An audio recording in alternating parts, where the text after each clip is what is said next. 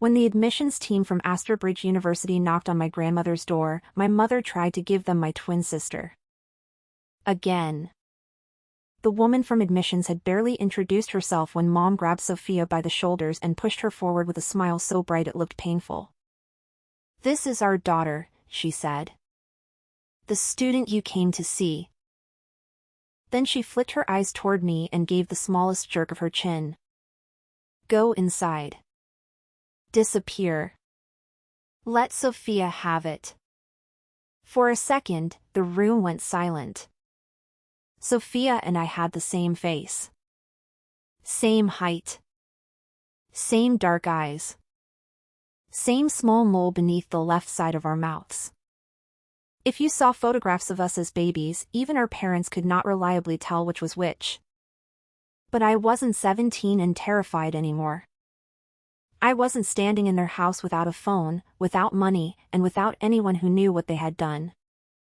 This time, half the neighborhood knew. 2 schools knew. Bridge knew. And several million people online knew my face. The admissions officer looked at Sophia, then at me. Then she smiled. "Mrs. Carter," she said, "we're here for Evelyn." My mother's hand tightened on Sophia's shoulder. "Of course. That's who this is." I almost laughed. She was really going to try it. After everything, she was still going to try it. The first time my parents stole my name, I was 15. The second time they tried, I destroyed my own face to stop them. My sister cut her face in the same place. The third time, I jumped from the 20th floor of an apartment building because I thought death was the only thing they couldn't make me give her. I was wrong about one thing. Death wasn't freedom. At least, not for the people who loved me. After I died, I saw my grandmother arrive from the countryside holding my urn against her chest. Her hair had been mostly black with streaks of silver. By the next morning, it looked almost white. Her husband, Dr. Henry Chin, stood beside her with tears running silently down his face. He kept repeating the same sentence. "We should never have let them take her back." I wanted to tell them I was sorry. I wanted to tell Grandma that none of it had been her fault. I wanted to tell Henry that he had been more of a father to me in 10 years than my biological father had been in my entire life. Mostly, I wanted one more chance. Not to make my parents love me. I had wasted enough time on that. I wanted one more chance to stop mistaking surrender for love. Then something hit me from behind. The world spun. And I woke up at 15 with my mother's voice in my ears. "If you hadn't taken all the nutrients when I was pregnant, Sophia wouldn't have been born so fragile." I opened my eyes. Same living room. Same beige couch. Same framed family photographs in which I barely appeared. Same parents. Same sister.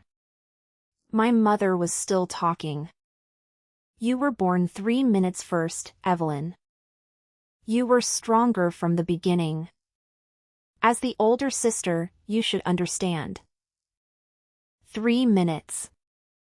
That was the foundation of my parents' entire moral universe. I was older by 3 minutes, therefore I owed Sophia everything. They had also spent our entire childhood obsessed with a spiritual consultant named Mara Vale, a woman who mixed astrology, numerology, birth charts, and whatever else frightened insecure adults into paying her. According to Mara, Sophia had been born during a prosperity window. She would attract good luck, wealth, and powerful relationships. I, apparently, had arrived just early enough to disrupt the family field. My parents believed every word. When Dad received a promotion the morning after newborn Sophia smiled at him, that became proof. When my maternal grandmother died the day after my mother held me through an afternoon of colic, that became proof too. No one cared that one event was a normal corporate decision and the other involved an elderly woman with heart disease. I was the unlucky twin. Sophia was the blessed one. From the time I could remember, she wore new dresses and polished shoes. I wore hand-me-downs. Once, when we were 4, I asked if we could switch outfits for a day. Sophia wrinkled her nose. No. Yours smell weird. When either of us fell, somehow I was responsible. If she bumped her knee, I hadn't watched her carefully enough. If she caught a cold, I had probably opened a window. If she cried, I should have known how to comfort her. At 5, my parents decided city schools were too expensive for 2 children. They sent me to live with Grandma Rose. I thought I was being punished. Within a month, I realized I had been rescued. Grandma Rose lived in a small town several hours away. She didn't have much money, but she gave me my own drawer, my own cup, and eventually my own room. When I got sick, she sat beside me instead of asking what I had done wrong. When I brought home a perfect test, she put it on the refrigerator. When I brought home a bad one, she asked what I hadn't understood. A few years later, she married Henry Chin, her first love from long ago. Henry had once been a respected neurosurgeon and hospital administrator in the city. After losing his first wife and son in an accident, he left hospital leadership and moved somewhere quiet. He still published research, consulted on difficult cases, and occasionally traveled to operate when former colleagues begged him. To me, he was simply Grandpa Henry. He taught me how to sharpen pencils with a pocket knife, how to fry an egg without breaking the yolk, and how to tell when an adult was pretending not to be tired. For 10 years, my parents visited me 0 times. They called around the holidays. That was mostly to ask whether Grandma was keeping me disciplined. When I was 15, I took the regional entrance exams for secondary school. My score qualified me for Hawthorne Academy, the most selective college preparatory school in our district. Sophia's score qualified her for Lakeview High, a decent public school with no special academic program. That was when my parents came to collect me. I remember being excited. Embarrassingly excited. I thought they were proud. I thought they had finally seen me. Instead, Dad took my phone the moment I entered the house. Mom took the cash Grandma had given me for safekeeping. Then they placed 2 enrollment folders on the table. "We're switching you." I stared at them. Sophia would attend Hawthorne under my legal identity. I would attend Lakeview under hers. Because we were minors, our parents controlled registration, emergency forms, addresses, digital accounts, and most school paperwork. We were identical enough that a parent willing to commit fraud could create confusion before anyone knew to question it. No. Dad's face hardened. Sophia needs Hawthorne more. I earned Hawthorne. You had 10 quiet years in the country. She had health problems. She doesn't have health problems. Mom slammed her palm on the table. Don't talk about your sister like that. Sophia sat beside her with tears already forming. It's okay, she whispered. I don't want to make Evelyn unhappy. In my first life, I believed her. That was almost funny now. Back then, I refused. Dad hit me. Mom helped. By the time they stopped, I was on the floor. Dad crouched in front of me and said, "Even if you refuse, you're not going to Hawthorne. We have your documents. We are your legal guardians. You have no money and nowhere to go." He reminded me that Grandma lived hours away. That I didn't know the neighborhood. That I had no phone. He said the city could be dangerous for a runaway girl. I gave in. For 3 years, Sophia wore my name at Hawthorne. I wore hers at Lakeview. And I discovered something my parents had never considered. A school does not create intelligence. At Lakeview, I still ranked first in major exams. Sophia, at Hawthorne, remained near the bottom. By senior year, I had earned admission to the strongest university in our region under the identity my parents had forced me to use. Sophia had received 3-week offers. She cried for a full day. My parents demanded another switch. This time, they weren't satisfied with my school. They wanted my future. I asked Mom one question. Does this ever end? She looked confused. What? If I get a better job, does Sophia take it? Don't be dramatic. If I marry someone you think is successful, does she take him too? Evelyn. If I build a company, does she get that? Dad told me to stop being selfish. That was when something inside me broke. I became severely depressed. One night, I stood in front of the bathroom mirror with a blade. If they could use our identical faces to replace me, I thought, I would make our faces different. I cut my cheek. Deep enough to scar. I remember staring at the blood and feeling relief. At last. Something they couldn't steal. 2 days later, Sophia walked into my room. She had a bandage over the same side of her face. She smiled. I didn't want you to feel alone. That was when I understood. She didn't want my clothes. Or my school. Or one college offer. She wanted access to me. As long as I had anything better, she wanted the option to become me. My parents spent thousands on a cosmetic specialist for her. They gave me a drugstore antiseptic spray and told me not to make a scene.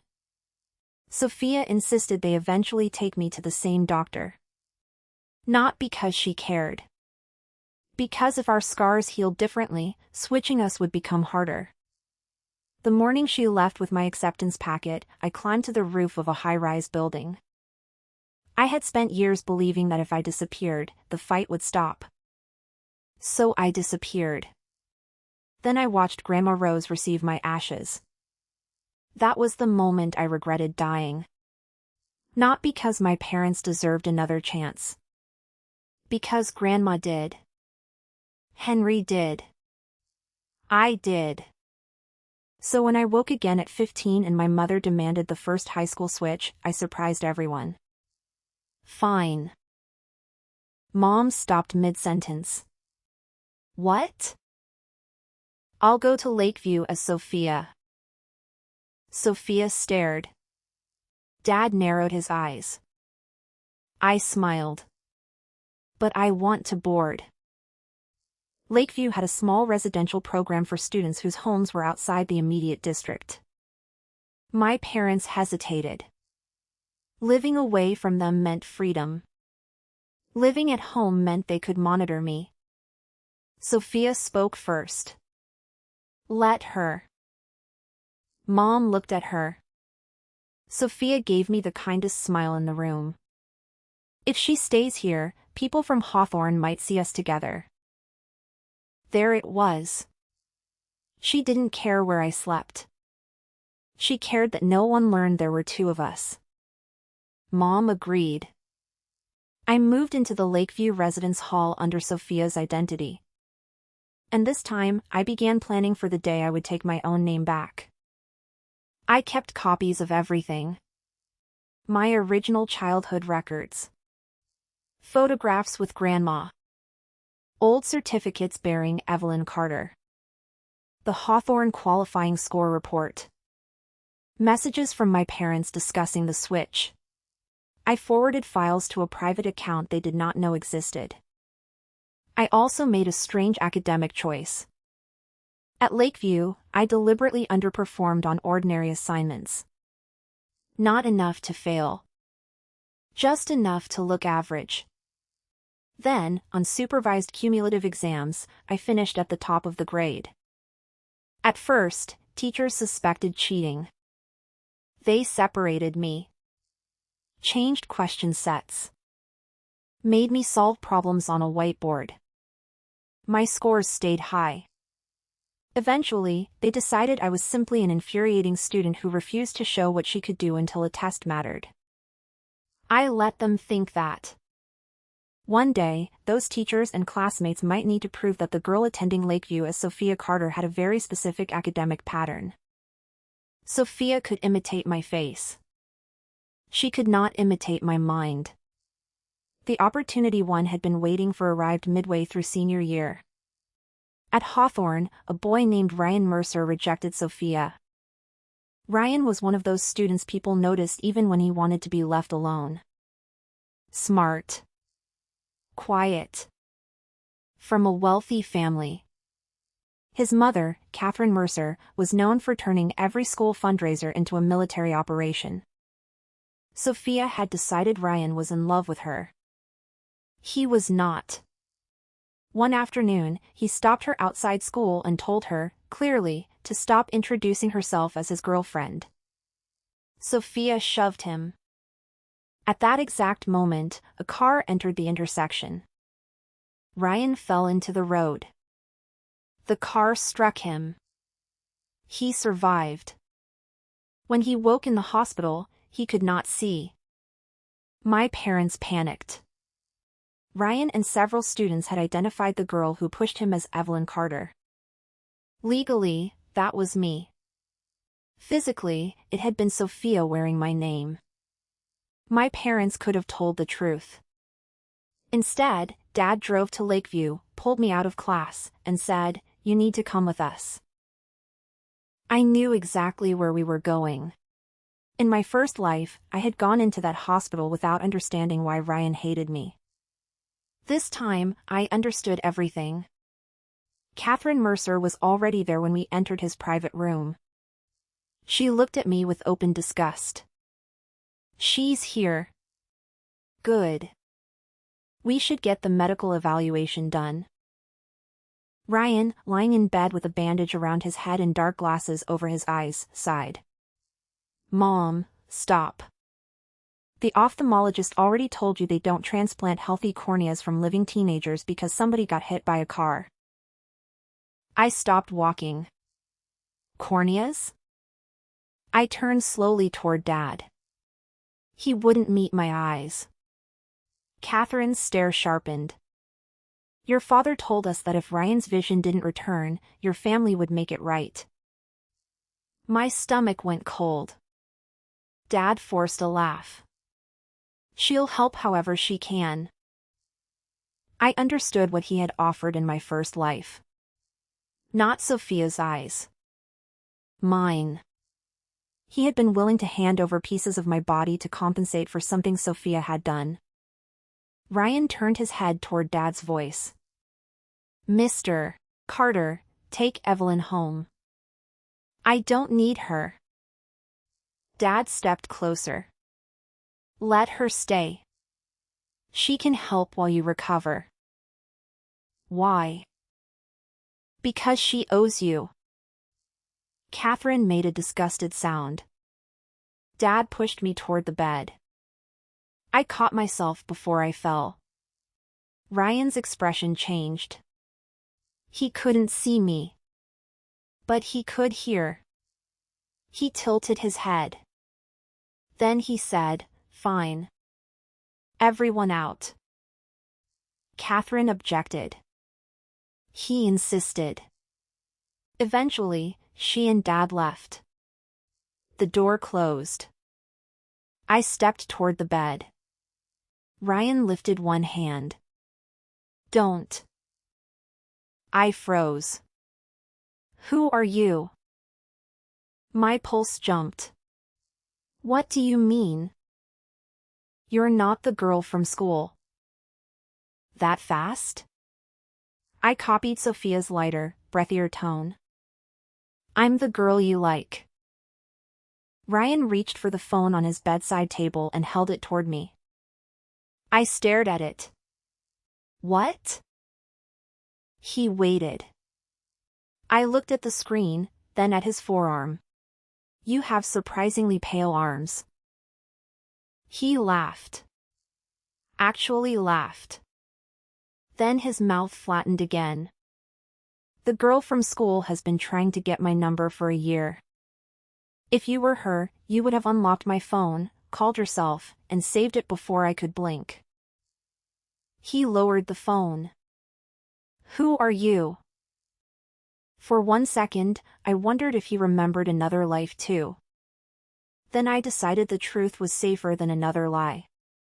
My legal name is Evelyn Carter. He frowned. The girl from school is Evelyn Carter. No. The girl from school is Sophia Carter. Silence. We're identical twins. Longer silence. Your parents switched you. Yes. Why? Because they like her better. Ryan looked genuinely offended by the simplicity of it. That's the stupidest thing I've ever heard. Give it time. I told him enough. Not every humiliation. Not the suicide. Not rebirth. Just the facts of this life. When I finished, he held out his hand. I'm Ryan Mercer. I know. And what am I supposed to call you? Evelyn. That name seems crowded. I almost smiled. Then call me Evie. Fine. Evie. I looked at the bruising near his temple. Ryan, did they scan your head? The eye doctor said the eyes themselves look normal. That's not what I asked. He went quiet. I knew from my first life that his blindness was not caused by damage to his eyes. It came from pressure on the visual pathway after the head injury. He had not developed severe headaches immediately, so the problem had been underestimated. By the time his family called Henry weeks later, the safest window for treatment had narrowed. This time, I refused to wait. My grandfather is a neurosurgeon. Ryan raised an eyebrow. You have a neurosurgeon grandfather. Technically my grandmother's husband. And your parents send you to the wrong school. Now you're keeping up. He smiled faintly. If you're trying to get something from me, say it. I am. There it is. I need a safe place to stay after this blows up. His expression changed. And money? Probably. At least you're honest. If Henry reviews your imaging and thinks you need treatment, let him help. Ryan was quiet for a moment. Then he said, call him. Henry answered on the second ring. I had planned a careful explanation. The second I heard his voice, I nearly cried. Grandpa. Evie? He went alert immediately. What's wrong? I need you to look at a case. Are you hurt? No. Are you safe? The question almost broke me.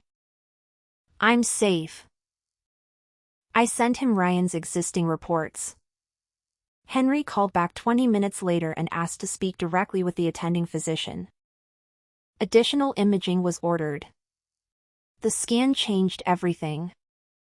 There was swelling and bleeding where the first evaluation had focused too narrowly on the eyes. Catherine Mercer went from angry mother to terrified mother in under an hour. Henry arrived that night. He refused the envelope of cash Catherine tried to give him. I'll review the case because a child asked me to, he said. I hadn't been a child in my own mind for a long time. Still, the words warmed me. Ryan underwent treatment before the damage became permanent. His vision began returning within days. His family kept the improvement private while he recovered. That turned out to be useful.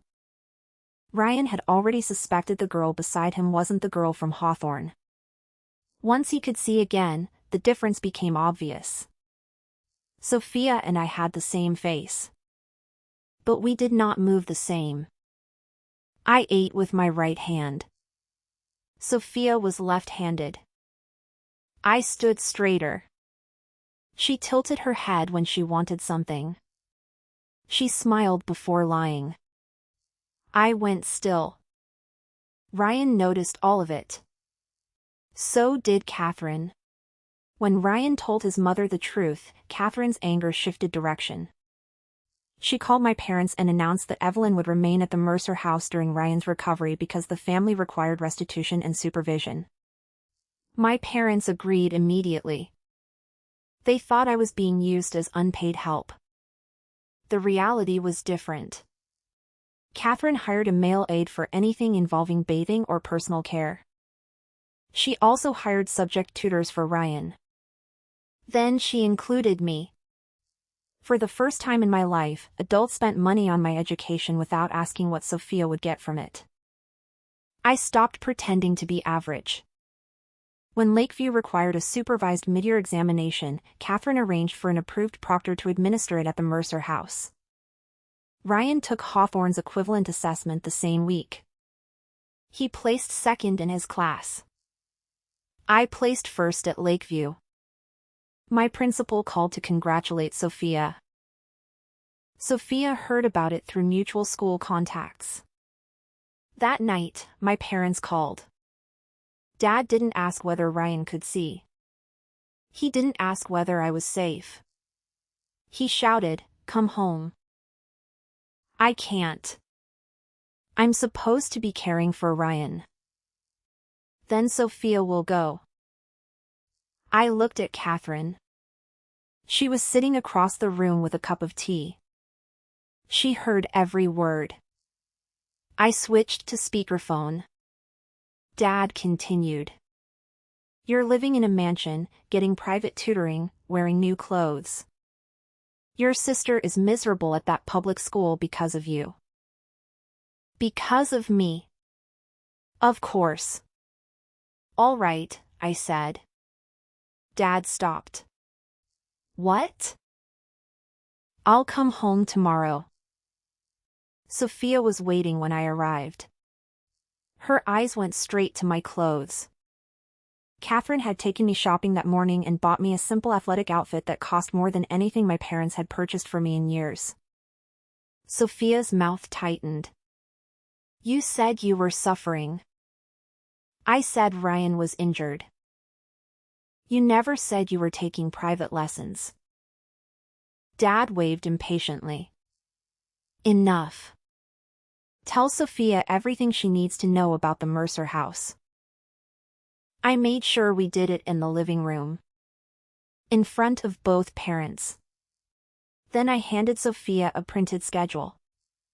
5:30, breakfast prep. 6:30, wake Ryan. 7, tutoring. Noon, help kitchen staff. Afternoon, household errands and study.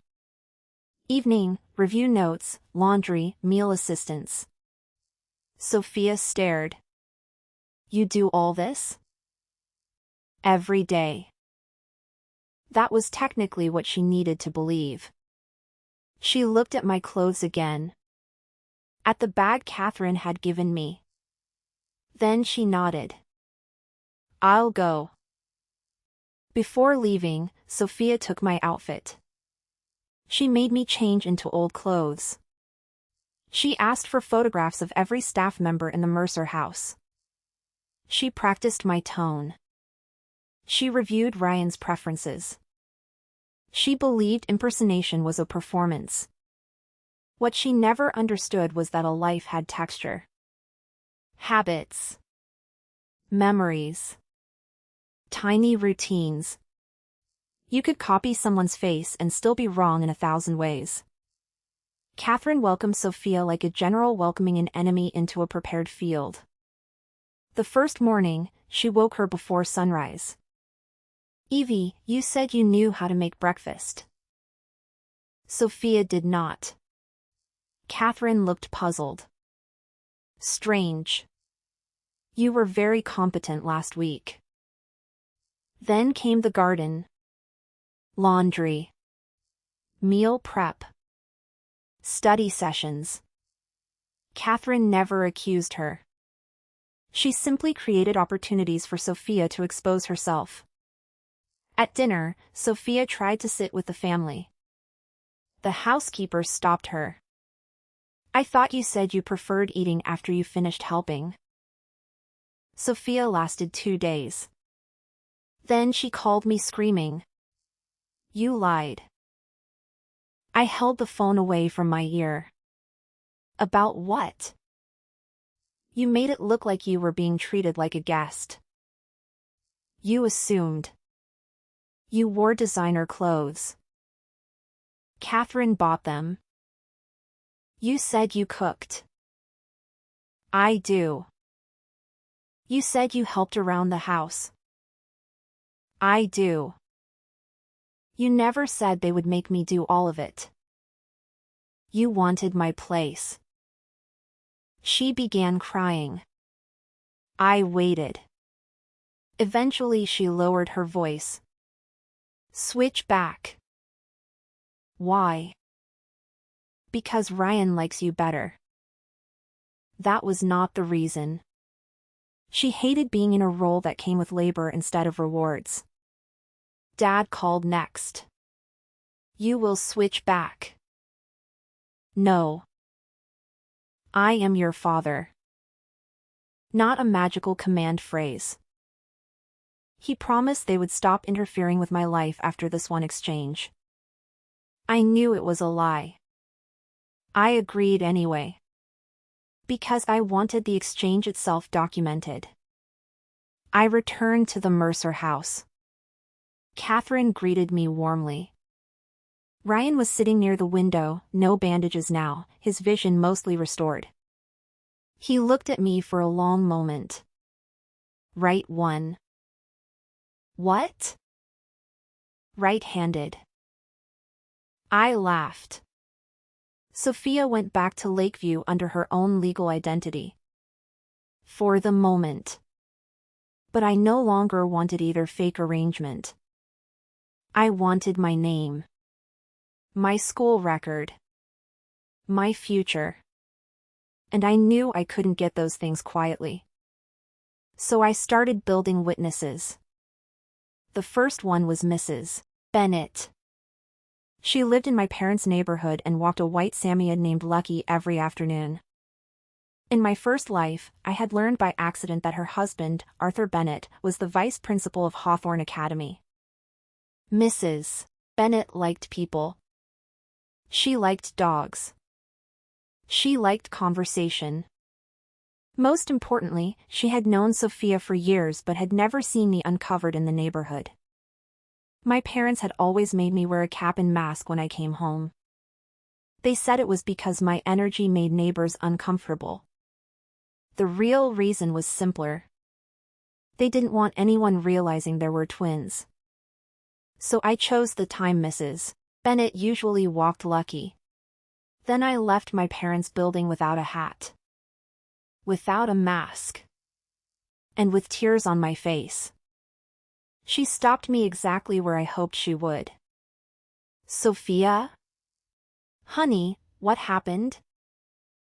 An older man nearby frowned. That's not Sophia. I saw Sophia leave with Mr. Carter earlier. Mrs. Bennett looked between us. I started crying harder. I'm Evelyn. Who? Her twin.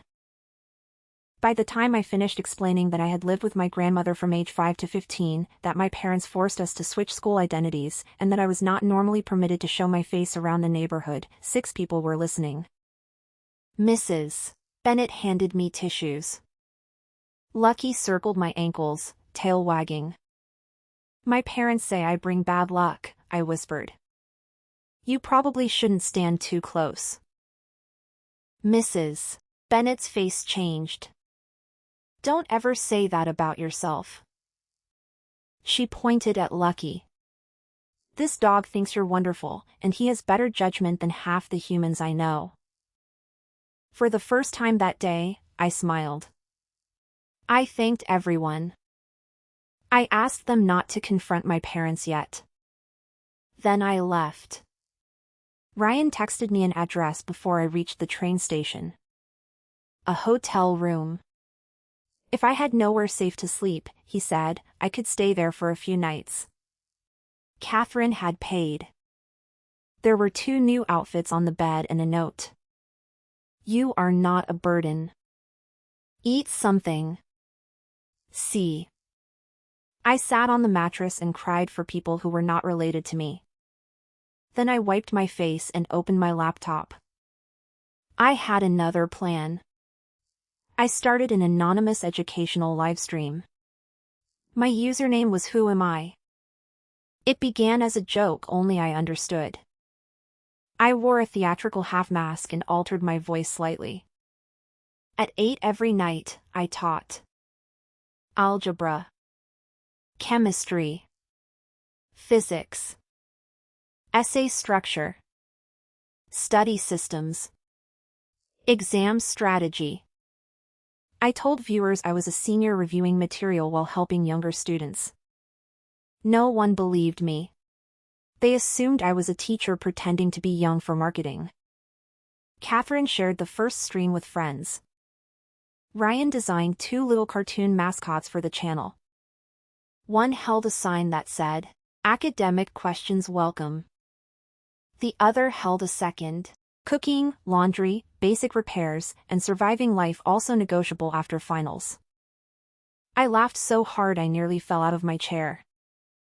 After the first week, the audience no longer needed Catherine's friends. Students came because I was useful. Parents came because their children finally understood concepts they had been fighting for months.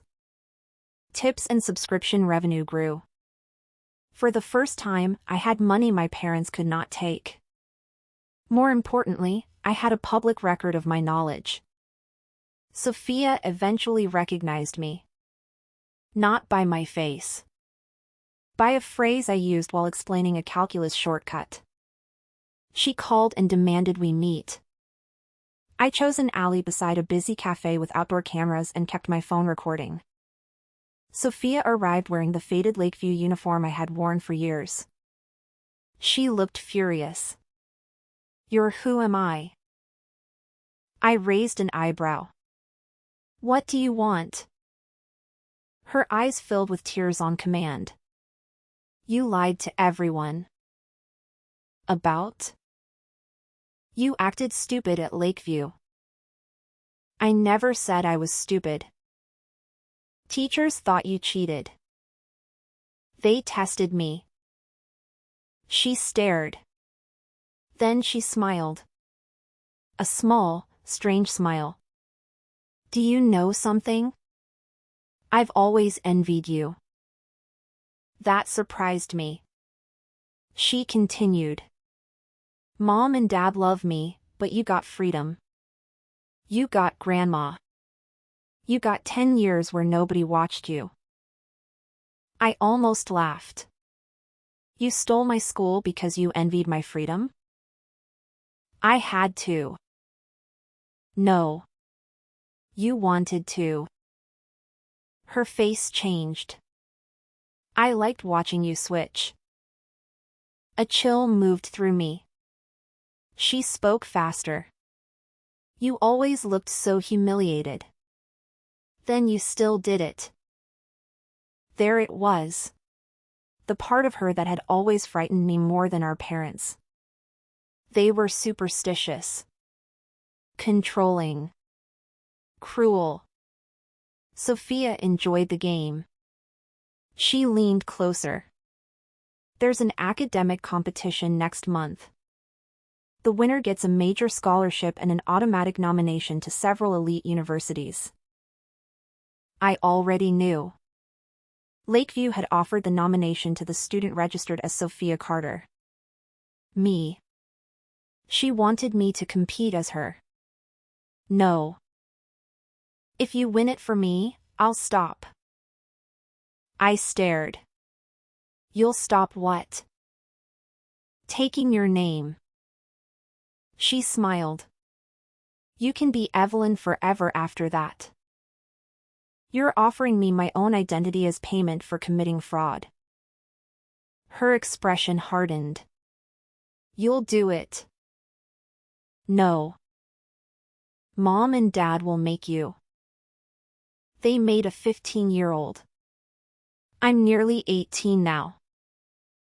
I walked away. She called after me. You'll come back. When I returned to the Mercer house, Catherine was waiting in the living room. Her expression was severe. Who are you? I stopped.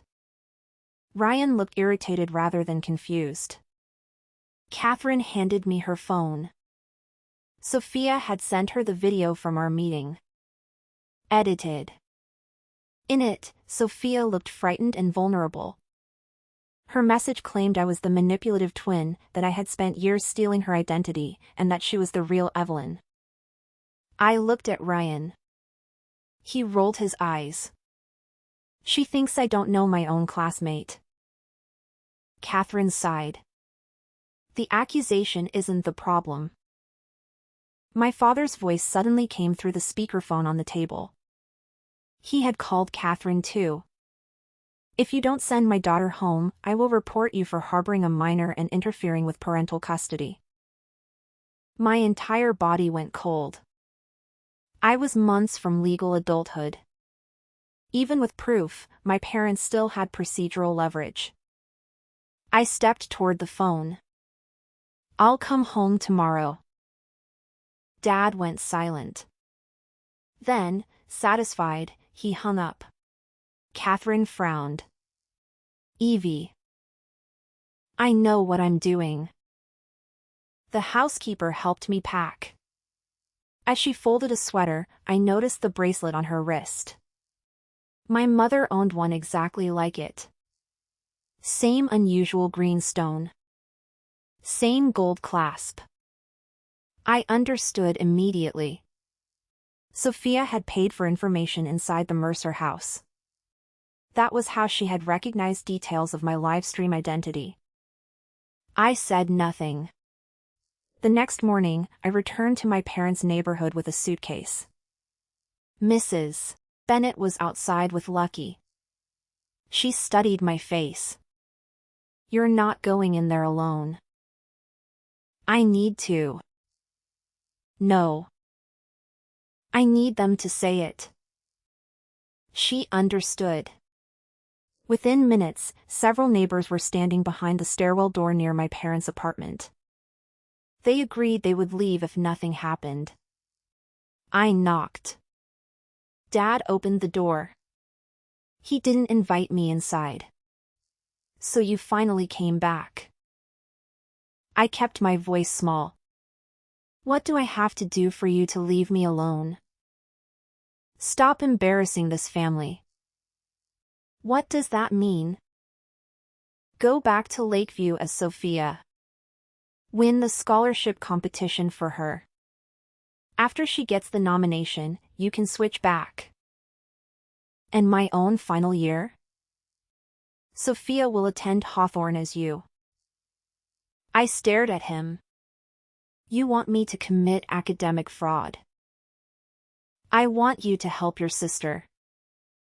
If we're caught. His face twisted. You're always so negative. What happens to me? He slapped me. I let him. The sound cracked through the hallway. You're lucky we're still willing to keep you, he snapped. Everything has gone wrong since you came back. The stairwell door opened. Mrs.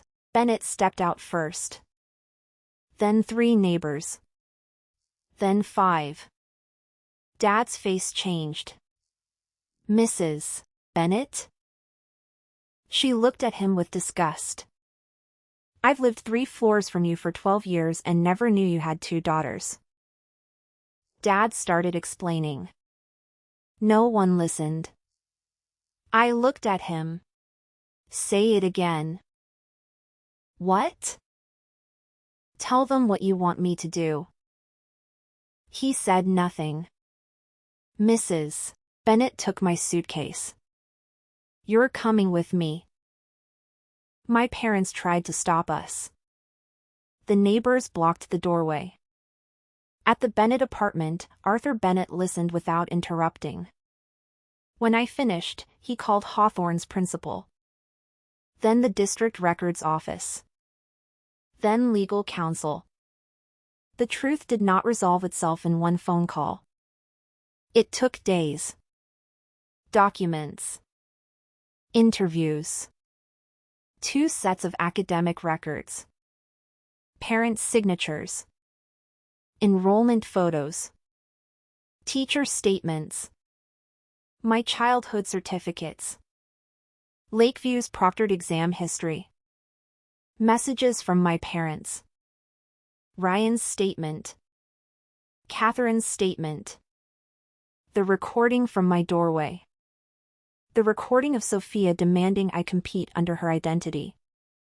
By the end of the review, Hawthorne knew that the student who had attended under Evelyn Carter for years was actually Sophia. Lakeview knew the reverse. The district notified the appropriate authorities because my parents had submitted false educational records for minors. But because Sophia and I were the children they had controlled, the schools focused on correcting our records rather than punishing us for decisions adults had forced on us. The solution was messy. There was no magical button. Transcripts had to be reconstructed. Coursework verified by teachers. Standardized assessments repeated under supervised identity checks. Sophia's grades went with Sophia. Mine went with me. When the final transfer was approved, I walked into Hawthorne Academy under my own name for the first time. Evelyn Carter. Ryan was back in class by then. His vision had recovered. He was my assigned seat partner. I sat down. He looked at me. You know, I've had this seat for 3 years. I know. And somehow I had the wrong twin. Tragic. He slid a worksheet toward me. Question 7. You can't solve it? I can. Then why are you asking? He smiled. I wanted to see if you'd act normal. I looked at the problem. You made an algebra mistake in line 3. His smile disappeared. Never mind. You're annoying. For the first time in years, school felt simple. Not easy. Simple. I was there as myself. No one could drag me to a restroom and switch jackets with my sister. No one could tell me which hand to eat with. No one could make me answer to a name that wasn't mine. I moved into a small apartment near the school with Grandma Rose and Henry. Arthur Bennett helped us find it through a faculty housing contact. The rent was modest. My live stream paid most of my share. Grandma worried about the money. It feels like performing for strangers. I'm tutoring, I told her. Thousands of people at once. Henry was fascinated. Teach me. Teach you what? How to stream. You want to live stream neurosurgery? He looked offended. I have other knowledge. Grandma muttered, like how to burn soup. He ignored her. I laughed. Life became full. Classes during the day. Streaming at night. Meals with Grandma. Medical journals spread across the table because Henry still reviewed papers. Occasional messages from Ryan complaining about homework he absolutely knew how to do. I stopped mentioning my parents online. I didn't need to. Viewers saw enough. They watched a girl who knew advanced calculus but also knew how to hand-wash delicate clothing. Who could explain physics while fixing a loose cabinet hinge? Who knew how to cook 5 cheap meals because she had spent years rationing dorm money? The audience grew. Not because I told them I was a victim. Because I was good. By graduation season, who am I? Had millions of followers. I finally removed the mask. Not dramatically.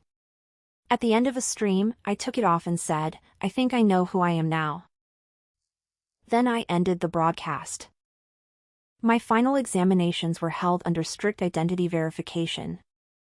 Sophia and I were assigned to the same testing center by chance. When I walked out after the last exam, I saw my parents waiting near the gates. Grandma was already arguing with them. Don't even think about it, she snapped. You ignored her during the hardest year of her life. Now the tests are over and suddenly you want her home? Mom raised her voice. We are her parents. You remembered that late. People began looking over. I hurried forward. Dad saw me and moved as if to grab my arm. I stepped back. What do you want? Come home. Why? Because this has gone far enough. Grandma laughed without humor. Let me guess. You want her college applications too. Mom's face tightened. We only want our family back. Then why didn't you want her during senior year? Grandma asked. Mom pointed at her. This is your fault. Evelyn has always been distant because you filled her head with resentment. I put a hand on Grandma's arm before she could explode. Mom, when I was 15, you made me give Sophia my place at Hawthorne. People nearby slowed down. You told me Grandma couldn't afford me. Dad started forward. Stop putting on a show. When I refused to take Sophia's place again for the scholarship competition, you locked me out. That is not what happened. I looked at him. Then what happened? His jaw tightened. He reached for me. I caught his wrist. The movement startled both of us. Then he turned to the gathering crowd and shouted, She's lying. This girl is Sophia. The real Evelyn is her sister. For 1 second, I couldn't believe he was still doing it. Grandma could. She grabbed Sophia, who had just come out of the testing center. Fine. Grandma faced the crowd. Are there any teachers here? Several hands went up. Ask them something difficult. Anything. Sophia's face strained. My stomach hurts. Someone in the crowd laughed. Another person recognized me. Wait. That's who am I? More heads turned. Phones came out. I raised a hand. Yes. A woman shouted, no math problem needed. Ask the other one how to remove the pinned bones from a fish. Evie taught that on stream last month. Sophia stared blankly. I answered. The crowd laughed. It wasn't scientific proof. It didn't need to be. The schools had already completed that. This was about the absurdity of my father trying to erase reality in public. I turned toward him. Sophia and I were born 3 minutes apart. Why did you decide I was cursed? His face reddened. Because since you came back, my business has collapsed. Your business was already failing. You bring bad luck. Grandma shook with anger. You send a 5-year-old away for 10 years and blame her for your bad decisions? Dad pointed at me. Everything went wrong after she started living with that Mercer boy's family. I stepped closer. I moved out more than a year ago. Did your company recover? He said nothing. Business isn't gambling. You don't fix it with astrology. People murmured. If Sophia wants better grades, she has to study. If you want a successful company, you have to run one well. You don't get to assign one child all the blessings and another all the blame because a woman with a birth chart told you to. Applause broke out somewhere behind me. Dad's face darkened. He grabbed Sophia and left. Mom followed. Grandma patted my hand. Henry made too much food. That sentence meant more to me than applause. At home, the table was covered. I sat between the two people who had actually raised me. And I understood something I should have understood in my first life. I had spent years starving for love from people who enjoyed watching me beg. Meanwhile, love had been waiting for me at a small kitchen table in the country. A week later, my parents began visiting. They were polite. Too polite. Dad complimented Henry. Mom brought fruit. Sophia barely spoke. Grandma wondered if public humiliation had finally changed them. I didn't believe it. Then my final results were released. I had the highest composite academic score in the region, plus a national competition record, verified advanced coursework, and a public education project that had become impossible for universities to ignore. I had already submitted my application to Bridge University, the most selective institution in the fictional coastal region. Bridge had requested extra identity documentation because of my corrected school records. I gave them everything. They interviewed me twice. They interviewed Hawthorne. They reviewed Lakeview's records. They even asked about the viral videos surrounding my family's identity fraud. So when two representatives from Bridge arrived at Grandma's apartment to personally present a full merit scholarship offer and discuss housing and enrollment support, I knew exactly who they were there for. My mother still pushed Sophia forward. This is our daughter. The admissions officer, Dr. Melissa Grant, looked at Sophia. Then at me. Mrs. Carter, we're here for Evelyn. Mom smiled too quickly. Of course. That's Evelyn. Dr. Grant opened her folder. No. The room went still. She placed a photograph on the table. It was me removing my livestream mask. Then another. My verified testing day image. Then my corrected school record. We completed enhanced identity verification because Ms. Carter's educational records were the subject of a district fraud investigation. We know which student applied. Mom laughed nervously. I made a mistake. You made the same mistake repeatedly, Dr. Grant said. Mom's face hardened. She reached for my arm. Evie, go help Grandma in the kitchen. The second admissions representative stepped between us. She stays. Sophia's face went white. Dr. Grant looked at her kindly. Sophia, would you like to tell us what's happening? Sophia's eyes filled. This wasn't my idea. Then she ran. Dad exploded. He pointed at me. Look what you do to this family. Grandma stood. Enough. Dad spun toward her. You always protected her. Yes. That's why she became like this. Grandma stared at him. Do you remember what people said about you when you were born? His face changed. No. Your father died in an accident days after your birth. Dad's mouth opened.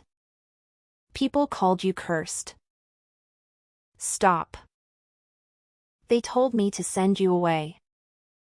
Stop. I didn't. His face crumpled with rage. I said stop. Grandma's voice softened. You grew up knowing what it feels like to be blamed for a death you didn't cause. No one moved. How did you become the man who did the same thing to your own daughter? Dad looked at me as if I had dragged his childhood into the room. Maybe I had. I thought of the first life. My blood on a bathroom sink. Sophia's matching scar. The roof. Grandma's white hair. I stepped forward. I don't need you to love me anymore. Dad flinched. I don't need your apology either. Mom stared at me. What are you saying? I'm saying I'm done. I placed an envelope on the table. Inside were copies of the financial records from my livestream account, my scholarship award, and the small amount of money my parents had spent directly on me after bringing me back at 15. I had calculated it carefully. I've reimbursed every expense you ever used as proof that I owed you. Dad snatched the check. You think money ends a family relationship? No. I looked at him. Your choices did that. He stared. I continued, I'm 18. You don't control my enrollment. You don't control my address. You don't control my bank account. And you don't control my name. I had already filed the paperwork. I was changing my surname. Not because I wanted to erase the fact that I was born a Carter. Because I wanted to carry the names of the people who raised me. Evelyn Rosechin. Grandma covered her mouth. Henry looked away. Dad called it betrayal. Mom called it humiliation. I called it accurate. Then Dad turned toward Grandma and spat, if you had listened to me when she was little, none of this would have happened. Grandma went very still. What should I have done? He said something so ugly that the room seemed to shrink around it. You should have gotten rid of her. I stopped breathing. He had been called cursed as a child. He had been protected. Loved. Federal. Educated. And he still believed a 5-year-old version of me should have disappeared because she made him uncomfortable. Something inside me finally went quiet. Not broken. Quiet. I had spent 2 lives asking why he hated me. There was no answer worth carrying. Some people survive cruelty and become gentler. Others survive it and decide cruelty is permission. I looked at him. Grandma grew old without financial support from you. His face stiffened. That's none of your business. It became my business when you started flattering Henry after learning his medical reputation. He had done exactly that. For months, he had ignored Henry. Then he discovered that the quiet old man from the countryside was Dr. Henry Chen, a respected neurosurgeon whose name still opened professional doors.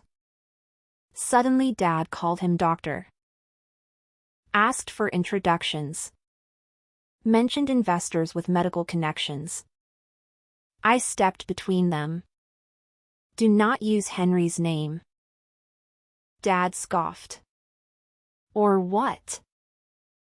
Or he tells every professional contact exactly who you are. Henry finally looked up. I will. Dad left. Mom followed. Neither took Sophia. For a moment, that almost made me sad for her. Then I remembered she had always known how to choose whichever side offered more. She would find them. The Astor Bridge representatives returned the next day. Not because of family drama. Because the offer was real. The scholarship covered tuition, housing, meals, and academic expenses. A community partner connected to the university helped us locate an affordable 2-bedroom apartment near campus where Grandma and Henry could live if they chose to move with me. They did. Of course they did. A month later, the three of us stood on Bridge's campus after dinner. The evening sun stretched our shadows across the walkway. Grandma's was short. Henry's leaned slightly because he refused to admit he needed a new cane. Mine fell between them. In my first life, I believed being loved by my parents was the doorway to becoming a real person. So I kept stepping behind Sophia. Letting her wear my clothes. My name. My school. My future. This time, I learned something simpler. You cannot become yourself while waiting for someone else to grant permission. I had not won because Sophia lost. I had not won because my parents were humiliated. I had won because when the door finally opened, I walked through it under my own name. Ryan texted me that night. "How's Bridge?" I replied, "Quiet without you."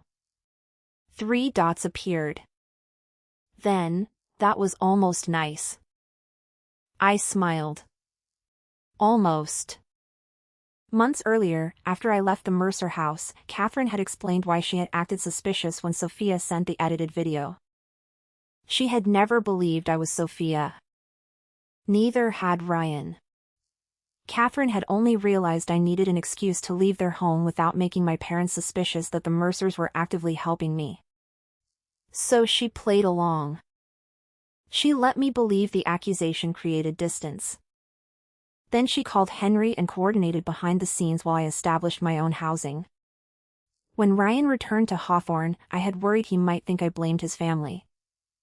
The first day I transferred into his class, I asked if he had a question. He pushed a worksheet toward me. "Are we still friends?" I looked at the equation. That isn't a math problem. It's harder. I smiled. Yes. That was all. No grand confession. No dramatic promise. Just a friendship that survived because neither of us had to pretend to be someone else. Sophia's future was less glamorous than she had imagined. Once the records were corrected, the grades she had actually earned followed her. She lost the automatic scholarship nomination because she did not qualify. My parents tried to blame the schools. Then the district. Then me.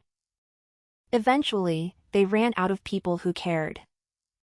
I heard through neighbors that Sophia enrolled at a local college. For a while, she kept telling people she had sacrificed elite opportunities for family reasons. Maybe some believed her. I didn't need to correct them. Her life was hers. Mine was mine. That distinction had taken us both far too long to learn. During my first semester at Bridge, I kept streaming.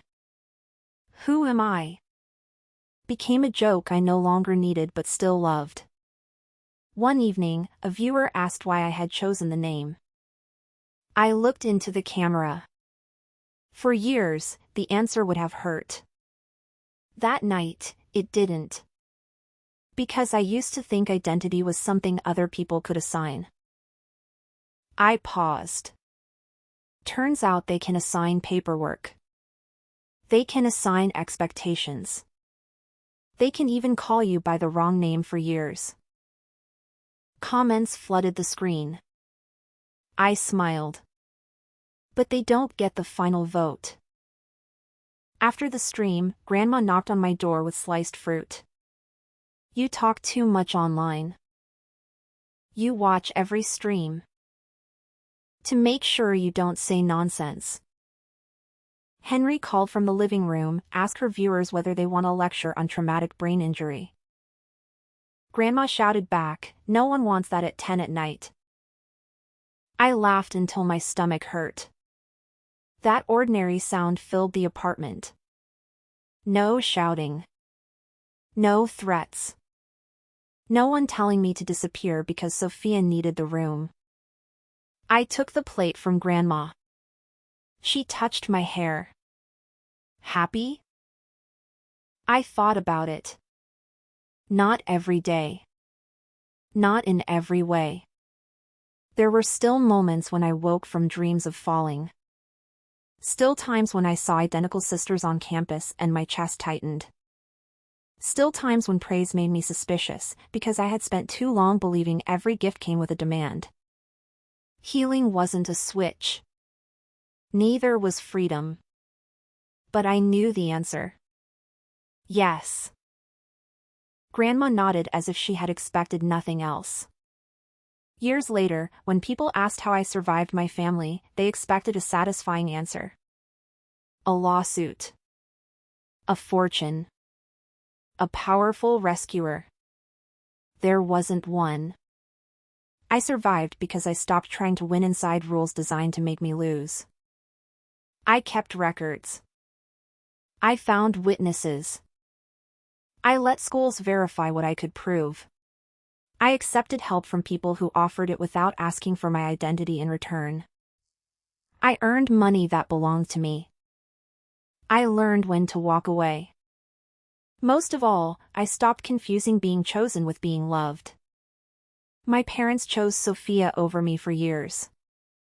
Grandma never made me compete. Henry never asked me to prove I was worth feeding. Catherine helped because I helped her son. Ryan believed me because the facts held together. Mrs. Bennett stepped in because an adult saw a child being cornered and decided it was unacceptable. None of them needed me to become smaller first. That was love too. On the anniversary of my arrival at Bridge, I walked across campus with Grandma and Henry after dinner. The light was almost identical to that first evening. 3 shadows stretched across the pavement. I remembered another version of myself standing on a rooftop, convinced there was no place in the world where she could live as Evelyn. I wished I could reach backward through time and take her hand. I would tell her, don't jump. Don't scar your face. Don't beg people who enjoy watching you beg. Your life is bigger than the room they locked you in. Your name is not theirs to give away. And one day, when someone comes to the door looking for you, you will not step aside. I couldn't tell her. But maybe being here was enough. Grandma linked her arm through mine. Henry complained that we were walking too fast. I slowed down. The campus lights came on one by one. For the first time in either life, I wasn't hiding behind my sister. I wasn't living under her name. I wasn't waiting for my parents to decide which daughter deserved the brighter future. I was Evelyn Rosechin. And when the road opened in front of me, I walked toward it as myself.